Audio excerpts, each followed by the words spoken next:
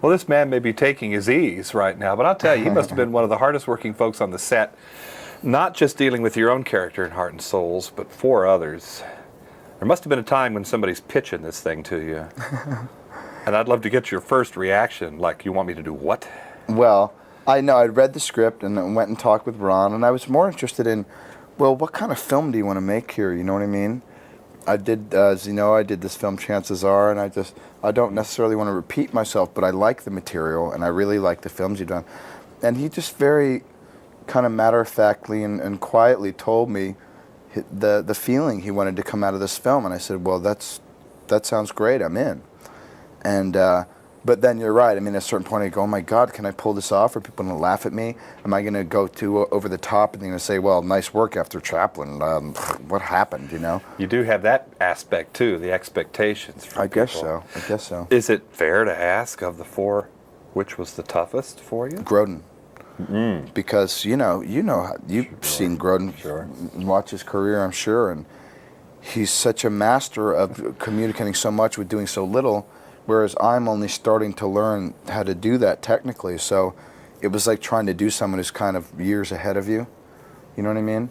I've been trying to assess his talents, and the idea of refinement is a good one. I haven't thought it. You're right. He's just a distillation of everything that works, I think. And Sizemore was, for me, the easiest because I just know him so well now, you know, and I started to get to know him pretty well while we were shooting, so that was fun. And the girls are difficult because it's hard.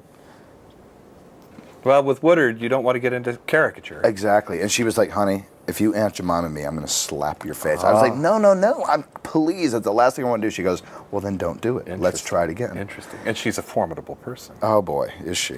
You do not want to mess with Alfred Woodard, I will tell you that much. Now, I, along with everybody else, have been seeing a lot of films these days with all of the car chases and the explosions and everything else. And although there is physical comedy in this, it's a very sweet picture.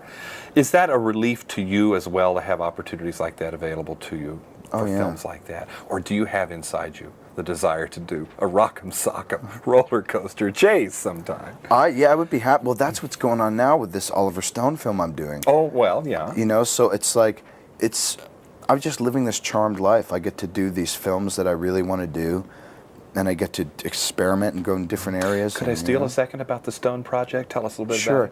This is a film about serial killers in the media, and I play an Australian wacko journalist who's got a TV show called American Maniacs.